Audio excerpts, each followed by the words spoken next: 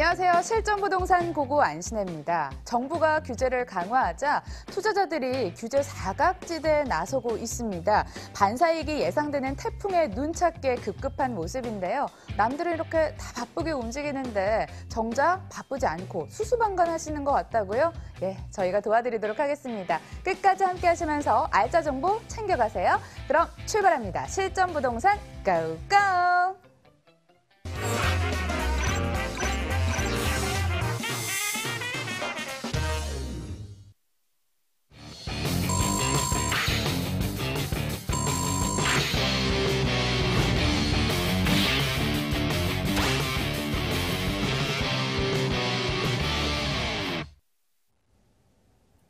네, 앞으로 매주 화요일은 이분과 함께하도록 하겠습니다. 생생한 현장 안내는 물론 이슈까지 전달해 주실 분, 유재성 대표 나와 계십니다. 어서 오세요. 네, 반갑습니다. 유재성 대표와 소통하는 방법 알려드릴게요. 전화 주시면 되는데요. 02077-6357번 기억해 주시길 바라겠습니다. 자, 이어서는 부동산 투자자라면 꼭 알아야 될 꿀팁 알려주신다고 하십니다. 어떤 주제 가지고 오셨나요? 네.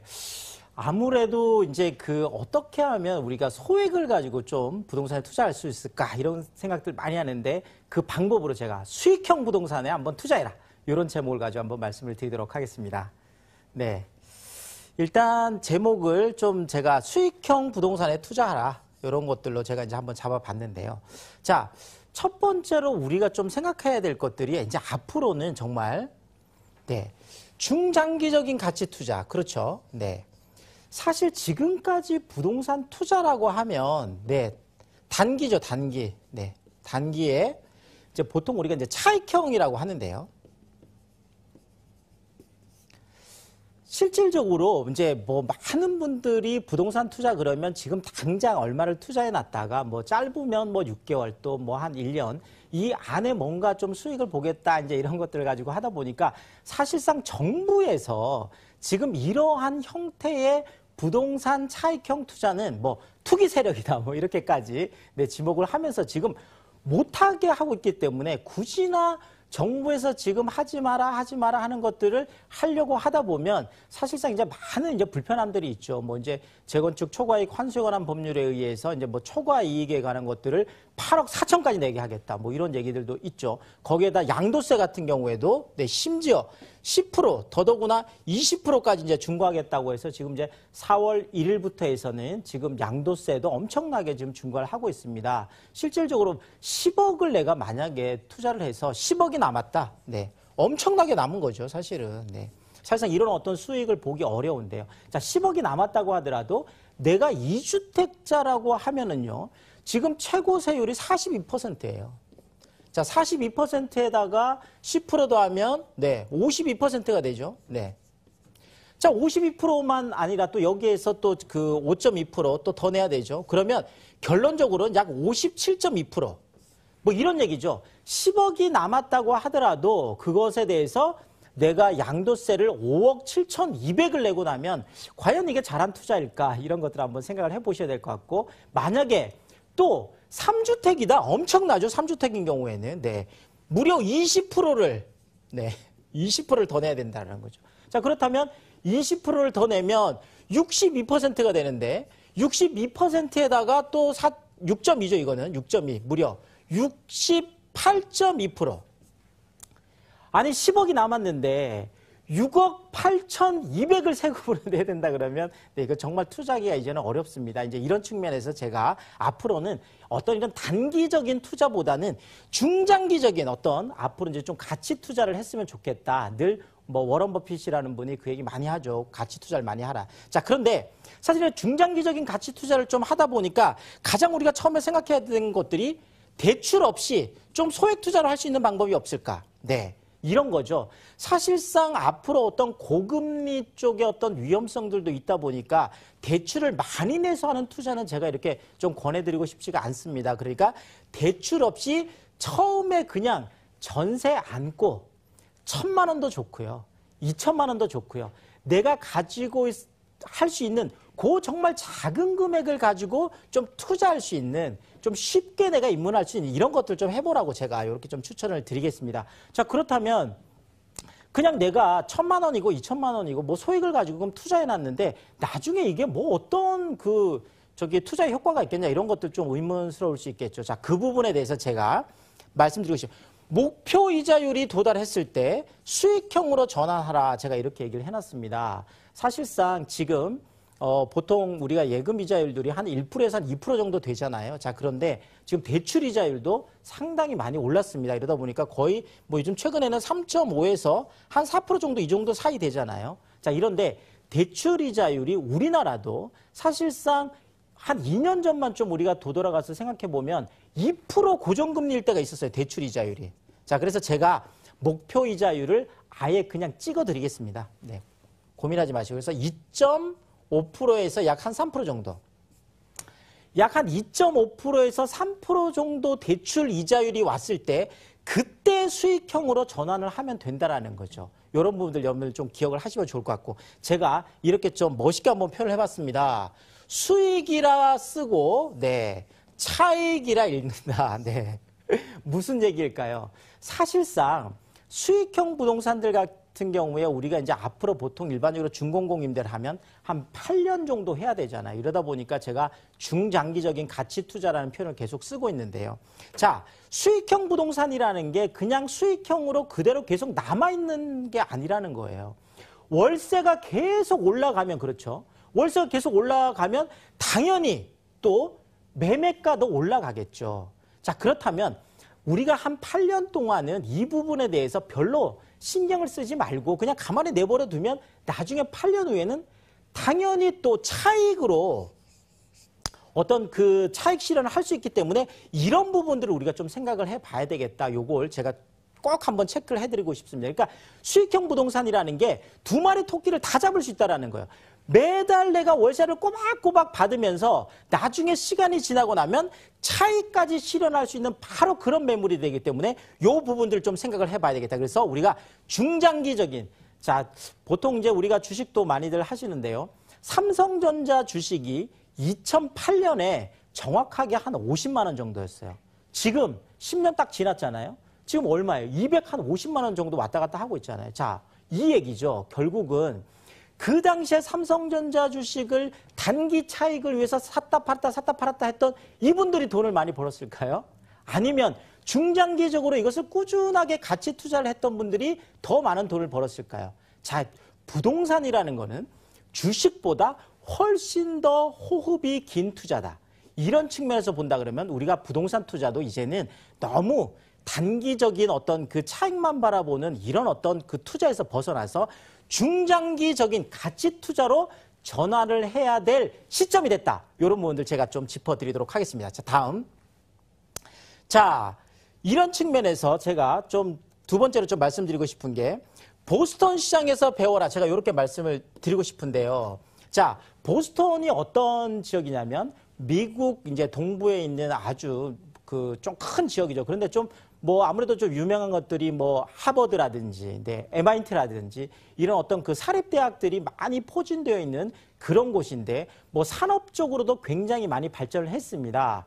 자, 결국은 대학들이 대학원 대학으로 바뀌어 나가고 있습니다. 결국 대학원 대학이라는 것은 연구를 하기 위한 이런 대학들이 되겠죠. 이러다 보니까 이제는 대학과 산업이 같이 가는 거죠. 실리콘밸리가 바로 그런 것들이 될 수도 있겠죠. 그렇다면 이제 우리나라 안에서도 이런 현상들이 나타나겠는데요. 이제 서울 중심권 안에 있는 어떤 그런 것들도 이런 어떤 현상들이 지금 나타나고 있죠, 이미. 그래서 보스턴처럼 이런 어떤 지역들, 대학 그리고 산업, 그 산업 중에서도 4차 산업혁명들이 일어나고 있는 거죠. 이런 측면에서 우리가 보스턴을 한번 공부를 해봐야 되는데, 자, 보스턴 같은 경우에 소유보다 임대 비율이 2배 이상 증가하더라. 네. 아니, 그렇다면 하버드 나오고 MIT 나오고 이런 어떤 그 고소득 연봉자들이 왜 꼬박꼬박 이렇게 월세를 내는 방법을 선택을 할까요? 그냥 소유를 하면 될 텐데. 사실상 이런 수익형 부동산들이 보스턴 같은 경우에는 굉장히 비싸다라는 거죠. 이러다 보니까 실질적으로 구매하기가 굉장히 어렵다. 이렇게 해서 계속 그 임대를 할 수밖에 없는데 보스턴 인구의 60%가 임대주택에 살고 있어요. 보스턴 인구의 60%가. 자, 서울 안에서도 이제 계속 어떤 그 부동산 가격의 상승이 일어나고 나면 이런 현상들이 서울에서 서울 특히나 중심권 안에서 일어나지 말라는 법이 없거든요. 자, 이러니까 이런 측면에서 우리가 앞으로 10년을 준비하는 차원에서 보스턴 시장을 우리가 좀 스타디를 하다 보면 그런 것들을 우리가 놓치지 말고 좀 봐야 되겠죠. 자, 그런데 이 사람들이 소득의 절반 이상을 월세로 지출을 하더라는 거죠. 보통 이제 우리가 이렇게 보통 원룸 이런 것들은 이제 뭐 스튜디오다 뭐 이렇게 얘기하고 뭐 이제 투베드룸 뭐 이렇게 얘기를 하는데 이런 것들이요. 지금 보스턴에서는 거의 월 250만 원에서 260만 원 정도예요. 야, 엄청난 거죠. 그러니까 한 달에 500만 원 소득을 받는 사람들도 250만 원 월세를 지출하면 거의 절반 정도를 월세로 지출하는데 이런 것들을 이제 부동산학에서는 우리가 슈바베 지수다 이렇게 얘기하는데 슈바베 지수가 약 50이 넘어가고 있는 이런 모습들을 볼 수 있다는 거죠. 자, 이래서 결국 우리나라에서도 서울 중심권 안에서는 이미 월세가 뭐 120만 원, 150만 원 이렇게 올라가는 모습들 중심권에서 볼 수 있잖아요. 이런 현상들이 이미 나타나고 있기 때문에 지금 정도에 우리가 수익형 부동산에 투자를 해놓는다라고 한다면 우리가 이제 임대인 입장, 건물주 입장에서 본다면 굉장히 좋은 투자가 되겠다. 이런 측면에서 제가 좀 말씀을 드렸습니다. 자, 여기에다가 또 이제 말씀드리고 싶은 게 이왕 우리가 수익형 부동산에 투자를 한다라면 주택임대 사업의 혜택을 최대한 활용하는 좀 투자를 하라. 이렇게 제가 좀 권해드리고 싶습니다. 자, 첫 번째로 주택임대 사업 같은 게 작년에 이제 그 12월 13일이었죠. 이제 그 김현미 장관이 이제 주거복지 로드맵을 하면서 그 인센티브안을 발표를 했잖아요. 그 안에서 지금 큰 것들이 뭐냐면 일단은 취득세, 네, 재산세, 네, 이런 것들을 지금 감면을 해주고 있는데요. 네. 자, 취득세, 재산세, 양도세를 모두 100% 감면을 받을 수 있는 방법이 말도 안 되는 얘기죠, 사실은. 네.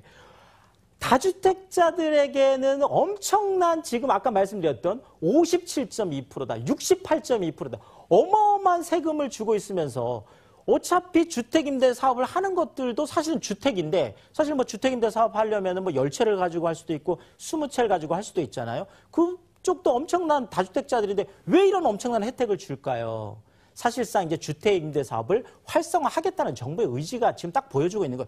자, 취득세 일단은 100% 감면을 받습니다. 물론 200만 원 이상일 때는 85%를 감면을 해주는데요. 그래도 15%만 내면 된다는 거. 엄청난 거예요. 그러니까 보통 그 오피스텔 같은 경우는 4.6%다 보니까 뭐 웬만한 것들은 보통 한 1,000만 원 정도 되거든요. 작은 것들도. 그럼 이게 1,000만 원 정도 되면 보통 850만 원을 감면해주고 150만 원만 내면 되니까 이것도 엄청나게 크죠. 재산세, 그렇죠. 양도세 같은 경우도 2018년 12월 31일까지 취득한 곳에 대해서 네, 앞으로 8년 준공공인들 신청해서 10년 동안 소유하고 있으면 양도세를 100% 감면받는 이런 것들도 있습니다. 여기에다가 임대주택 99채가 있어도 내 집 살고 있는 아파트 한 채에 대해서는 1가구 1주택 비과세 혜택을 그대로 볼 수 있다는 거죠. 이런 것들도 우리가 체크를 해봐야 되고. 자, 이번에 또 뉴스에 크게 났죠. 네, 종부세 합산 배제. 사실 그 임대주택도 많다 보면 종부세에 들어갈 수 있거든요. 뭐 보통 일반적으로 1주택일 땐 6억, 뭐 2주택 되면 1주택일 때 9억이고 2주택 정도 되면 한 6억 정도 되는데 당연히 넘어가죠. 종부세 합산도 배제를 한다. 여기에다가 또 엄청난 거죠. 건강보험료도 깎아주겠다. 네. 주택임대 정말 선물 꾸러미라고 할 정도로 엄청납니다. 그래서 건강보험료도 8년 준공공임대로 신청을 하면 80%까지 깎아주기 때문에 이런 부분들 혜택을 많이 줄 때 우리가 좀 이런 쪽에 좀 투자를 해봐야 되겠다. 이렇게 좀 말씀을 드리겠습니다. 자, 여기에다가 또 말씀드리고 싶은 게 자, 그러면 도대체 주택임대 사업을 할 만한 것들을 어디다가 투자를 해야 될 거냐. 이것도 우리가 굉장히 중요하죠. 자, 우리가 수익형 부동산에 투자해라. 주택임대 사업자를 최대한 활용해서 투자. 여기까지는 알았어요. 자, 그런데 그러면 도대체 부동산은 위치가 가장 중요하다. 어디에다 해야 되냐 이 얘기죠. 그래서 제가 이렇게 해봤습니다. 한강을 따라서 투자해라. 자, 우리가 투기지역 같은 경우에도요. 보면 전부 다 한강 가까이 있다는 걸 알 수 있어요. 사실 투기지역이라는 게 뭐예요? 너무나 부동산 열기가 뜨거워서 정부에서 누르지 않으면 계속 폭발할 수밖에 없는 이런 것들을 하는 것들이 투기지역이거든요. 자, 여기에 서초, 강남, 송파, 네, 강동, 그렇죠. 위로 올라가 볼까요? 네, 성동이라든지 용산, 그 다음에 네, 마포, 그렇죠. 또 아래로 내려오면 네, 영등포, 양천, 강서. 자, 보시면 사실 투기 지역들이 다 한강 축에 있습니다. 자, 이래서 우리가 한강, 우리가 이제 보통 이제 강남의 기적이라고 하는데 최근에는 한강 변의 기적이라고 할 정도로 사실은 우리가 뭐 강남에 무조건 투자해야 된다. 이거는 정말 이분법적인 건 이미 지나갔고요. 이제는 한강 가까운 쪽인데요. 이쪽도 그렇지만 요즘은 최근에 마용성광, 광진구까지 해서 그렇죠. 마용성광이 엄청 뜨고 있잖아요. 전부 다 보면 한강 가까이 있다라는 거 꼭 우리가 기억을 하셔야 되겠다는 거. 또 하나가 뭐냐면 2030 서울 플랜에 주목하라.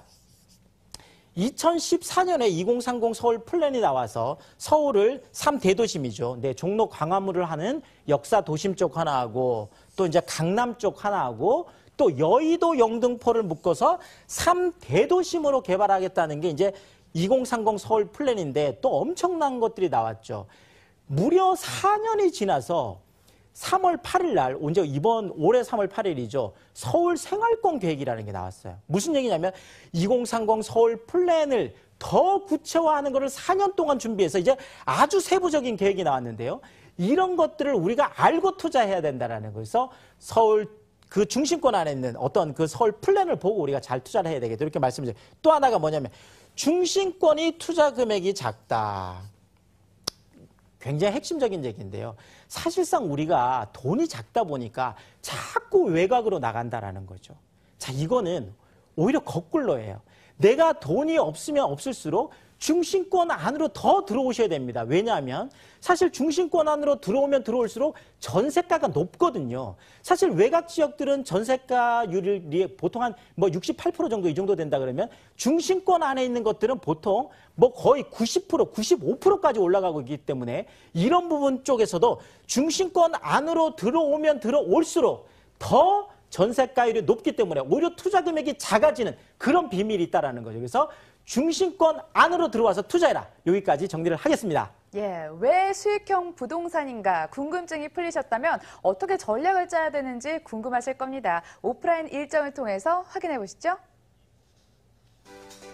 서울 중심권 소액 투자 전략을 공개합니다. 매주 토요일 오후 1시에 삼서역 5번 출구 하나은행 빌딩으로 가시면 되는데요. 022077-6357 예약은 필수입니다.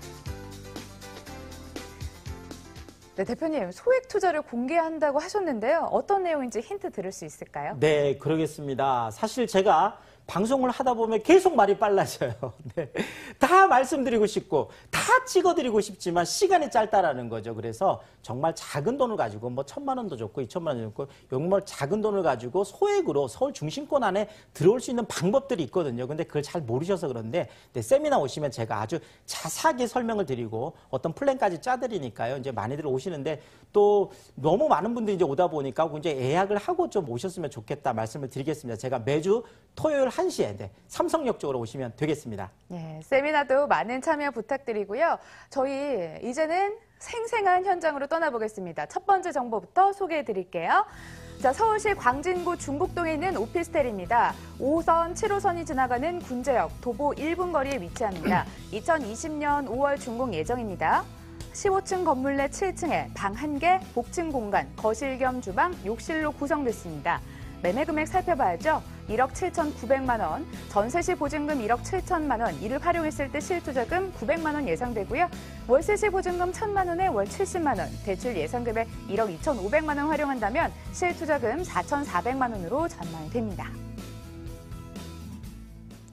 오피스텔 투자하실 때 가장 먼저 보시는 게 뭘까요? 입지가 아닐까 싶은데요. 여기 입지부터 시작해서 개발 호재 빼어나다고 들었습니다. 직접 소개 부탁드릴게요. 네, 그러겠습니다. 사실 아까도 말씀드렸던 이제 마용성광, 네, 이게 광이 바로 광진구인데요. 최근에 이제 광진구 엄청나게 뜨고 있습니다. 제가 그래서 오늘 광진구 특집으로 한번 준비를 했습니다.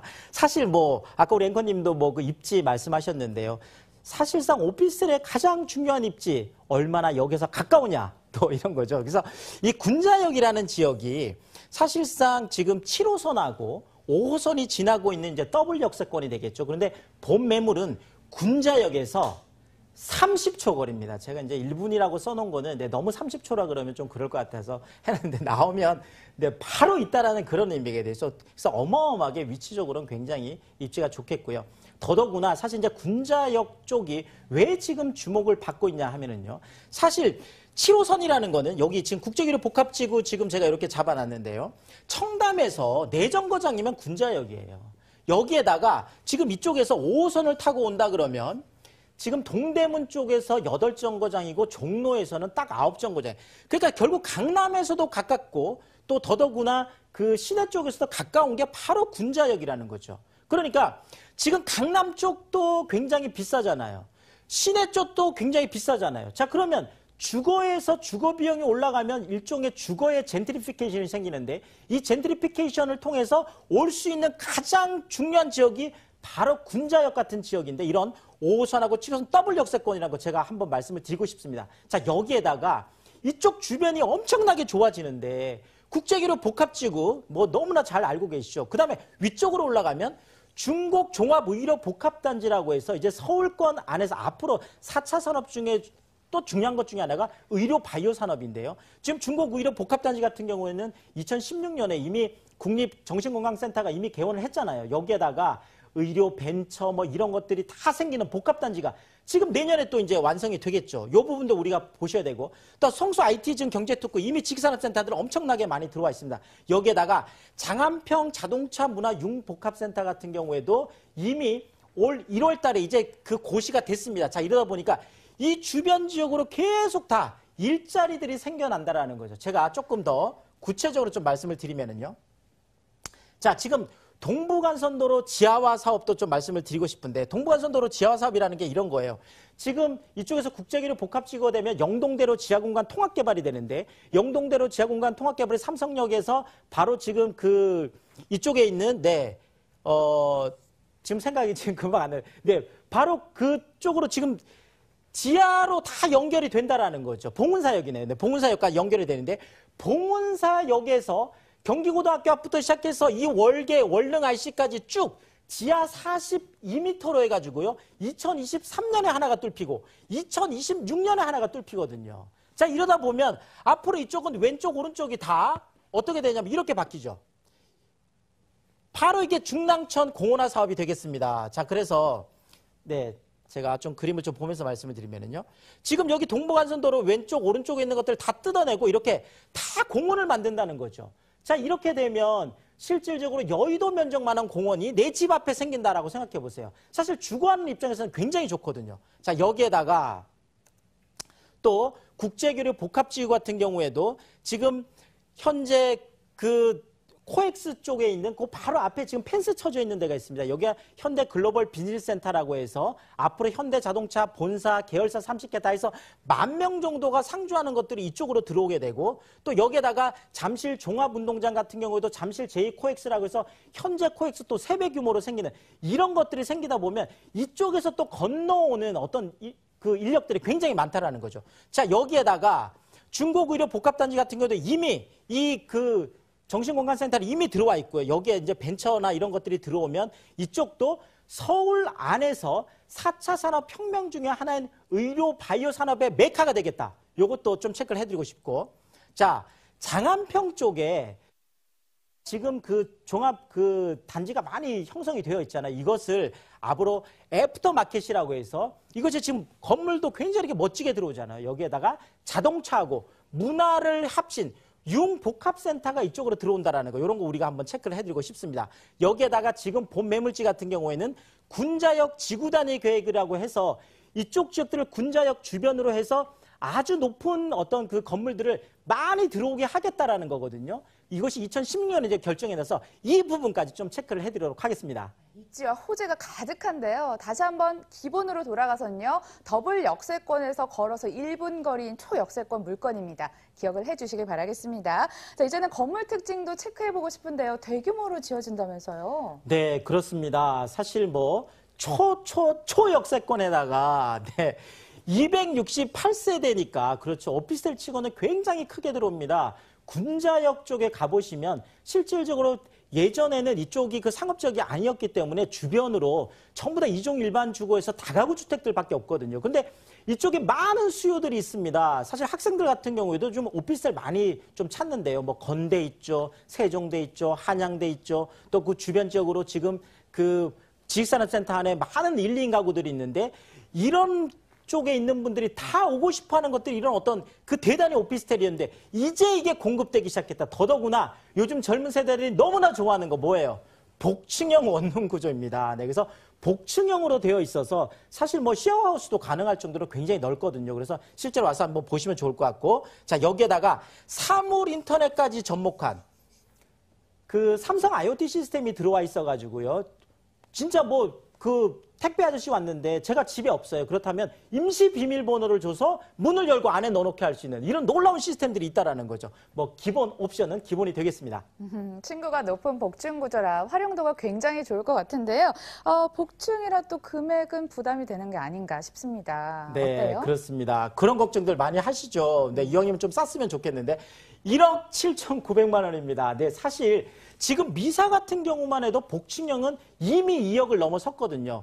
이렇게 5호선 7호선 더블 역세권에 1억 7,900이 너무나 착한 가격이 되겠고 이미 전세가가 1억 7천까지 높게 형성이 되어 있기 때문에 2020년 5월 입주예요. 그렇다면 지금 계약금만 내놓고 2년 동안 시세 차익 그대로 볼 수 있는데 그때 가면 정말 900만 원 정도로 우리가 투자할 수 있는 그런 게 되겠고 지금 월세인 경우에도 지금 현재 보증금 1,000에 월 70만 원까지 높게 형성되어 있다. 이렇게 정리를 하겠습니다. 광진구 중북동에 위치한 오피스텔 정보 만나봤고요. 다음 물건 만나보도록 하겠습니다. 화면으로 소개해드리죠. 서울시 광진구 화양동에 있는 도시형 생활주택입니다. 7호선 어린이 대공원역에서 도보 6분 거리 2018년 9월 준공 예정입니다.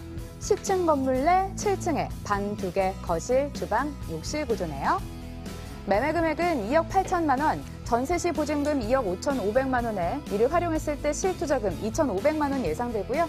월세 시 보증금 2천만 원에 월 100만 원, 대출 예상 금액 1억 6,800만 원 활용한다면 실투자금액 9,200만 원으로 예상이 됩니다. 멀리 이동하진 않고요. 광진구 안에 그 옆에 있는 동네로 가보도록 하겠습니다. 화양동입니다. 그런데 입지와 호재면에 있어서 조금 다르다고 했어요. 네, 소개해 주세요. 그렇습니다. 제가 오늘 광진구 특집이다 이렇게 말할 정도로 지금 광진구에 있는 하나는 우리가 1인 가구들이 좀 이용할 수 있는 그런 오피스텔이었다 그러면 지금 제가 오늘 좀 소개를 해드리고 싶은 거는 또 2인 가구들도 있을 수 있잖아요. 그래서 제가 투룸, 제가 이것도 도시형 생활주택 한번 좀 소개를 해드리려고 했는데요. 위치는 지금 현재 바로 화양 사거리라는 지금 위치에 있는데요. 바로 이 정도 위치가 되겠습니다. 그래서 화양 사거리 쪽인데요. 사실 화양 사거리라는 데가 어떤 위치냐면요. 바로 영동대교를 건너오면 바로 있는 첫 번째, 그게 바로 화양 사거리예요. 자, 그렇기 때문에 화양 사거리가 강남 쪽에서 굉장히 가깝다라는 걸 좀 말씀을 드리고 싶고 또 하나는 뭐냐면 사실 그 성수 IT 경제특구 같은 경우에 지금 이미 한 40개 정도에서 2,500개 기업이 성수 IT 경제특구의 지식산업센터 안에 들어와 있습니다. 지금 이쪽에 들어와 있는 것들을 봤더니 테란로 쪽에서 어떤 임대료가 많이 올라가면서 젠트리피케이션 때문에 바로 넘어올 수 있는 것이 성수 IT 이쪽 경제특구거든요. 이쪽에 지금 많이 들어와 있기 때문에 이런 부분들 우리가 좀 보셔야 될 것 같고 더더구나 사실 광진구가 지금 좋아지는 것 중에 하나가 구이자양 지금 재정비 촉진지구 지금 형성이 돼서 이쪽으로 뭐 광진구청이라든지 이런 것들 또 행정 업무타운들 들어가고 있죠. 여기에다가 동서울터미널 지금 현대화 사업 지금 또 진행이 되고 있죠. 자, 이렇게 광진구가 행정이면 행정, 또 더더구나 이쪽 같은 경우에는 동서울터미널 상업 쪽으로 지금 이제 또 활성화가 되겠죠. 이런 부분들 되는 데다가 성수 경제특구 같은 경우에는 앞으로 1, 2인 가구들이 많이 생겨날 수 있는 그런 IT 산업 쪽에 많은 그런 인력들이 들어오는 그런 입지다. 이렇게 말씀을 드리겠습니다. 제가 좀 더 자세히 좀 말씀을 드리면은요. 지금 구이자양 재정비 촉진이고 지금 어떤 이런 그림으로 지금 들어오고 있는데 이쪽에는 이제 광진구청 같은 경우가 약 한 25층 규모로 들어오고 업무타운 같은 경우는 39층 규모로 또 들어옵니다. 그래서 지금 그쪽에 동부지원이나 동부지청 이미 지금 이주를 했잖아요. 그 자리에 지금 이런 것들이 어마어마한 것들이 들어옵니다. 본 매물에서 굉장히 가까이 있는 위치가 되겠고요. 여기에다가 동서울터미널 현대화 사업이 지금 이렇게 쌍둥이 빌딩으로 들어오는데 63빌딩 1.5배 규모로 들어 어마어마한 것들이 들어온다라는 거죠. 자, 그렇다면 지금은 광진구 안에 들어갈 때 어떤 랜드마크 될 만한 게 딱 없는데 바로 다리 하나 건너자마자 이런 정말 번듯한 건물이 딱 보이면 광진구의 위상 자체가 달라진다. 이런 부분도 한번 말씀을 드리겠습니다. 여기에다가 성수 경제 그 특구 지식산업센터 같은 경우에도 예전에는 지금 좀 작은 것들이 많이 왔다면은요, 이제는 거의 63빌딩만한 그런 지식산업센터들이 속속 들어오고 있는데, 본 매물에서 횡단보도 하나만 딱 건너면 바로 이 어마어마한 지식산업센터가 들어오고 있거든요. 그렇다면 직주 근접으로서 이쪽에 있는 분들이 다 어딜 가겠어요? 바로 본 매물과 같은 이런 입지를 선택한다라는 거죠. 이런 측면에서 제가 좀 입지를 말씀을 드리겠습니다. 자, 여기에다가 본 매물 화양사거리라는 지역이 어떻게 되어 있냐면요. 바로 이제 이 지역이 되겠는데, 광진구가 이렇게 계속 좋아지면 광진구가 좋아지는 것들을 그대로 다 수혜를 받죠. 성동구가 지금 성동구 뭐 엄청 떴잖아요. 성동구가 좋아지면 그 수혜를 그대로 볼 수 있는 데다가 앞으로 아래쪽에 국제기류 복합지역 강남 쪽이 좋아지면 또 이렇게 좋아지는 데다가 위쪽에 중곡 쪽이 또 내려오면, 자, 그 핵심 지역이 되는 곳이 바로 이런 화양사거리와 같은 이런 지역이다. 이렇게 정리를 하겠습니다. 네, 일단은 광진구와 성동구에 있는 입지적인 강점이 있어서 호재도 양면에서 받아볼 수 있겠군요. 이제 건물 이야기 빼놓을 수 없을 것 같습니다. 어떻게 지어지고 있나요? 네, 지금 올해 이제 9월 준공이다 보니까 보통 이제 10월 이사철이잖아요. 이사철에 딱 맞추어서 준공 일정까지 하는 이런 치밀함이 있다. 이런 거 보여드리고 싶고. 자, 도시형생활주택 16세대하고 오피스텔 17세대로 되어 있습니다. 자, 준주거 지역이라는 거 제가 꼭 말씀을 드리고 싶은데요. 실질적으로 본 매물의 준주거 지역이 굉장히 희소합니다. 도로변에만 조금 있거든요. 무슨 얘기냐면 앞으로 이런 대규모 어떤 도시형생활주택이나 오피스텔들을 지을 수 있는 땅이 없다라는 거래요. 그 바로 뒤쪽은 이종 일반 주거기 때문에 이런 것들이 들어올 수 없거든요. 자, 이런 희소한 가치를 가지고 있는 바로 그런 매물이 되고, 또 하나가 뭐냐면 방 2개, 거실, 욕실, 주방, 다용도실까지 다 가지고 있는 투룸 구조인데 33평 아파트하고 비교해서 막상 들어가 보시면 정말 손색이 없을 정도로 정말 잘 지었거든요. 이런 측면에서 제가 이쪽이 투룸이 많이 없다라는 거. 그래서 투룸이 희소하다. 이 부분 또 한번 짚어드리도록 하겠습니다. 가을 이사철 성수기에 맞춰 준공한다는 깨알 정보 알려주셨고요. 여기 투자하기도 합리적인 가격일까요? 네, 그렇습니다. 정말 강남에서 가깝고 시내에서 가깝고 한 투룸이 이미 강남 쪽은 투룸이 4억이 넘어갔습니다. 자, 2억 8천만 원. 금액 너무너무 착한 가격이죠. 보증금 2억 5,500까지 높게 전세가 형성이 되어 있다 보니까 정말 강남 가까운 바로 이런 쪽에 2,500만 원 가지고 정말 투자할 수 있는 그런 매물이 됐고, 월세도 당연히 높게 형성이 되어 있죠. 보증금 2천만 원에 월 100만 원까지 높게 형성되어 있다. 이렇게 정리를 하겠습니다. 화양동에서 도시형 생활주택 알려드렸고요. 자세한 정보 화면으로 다시 한번 정리해 보시죠.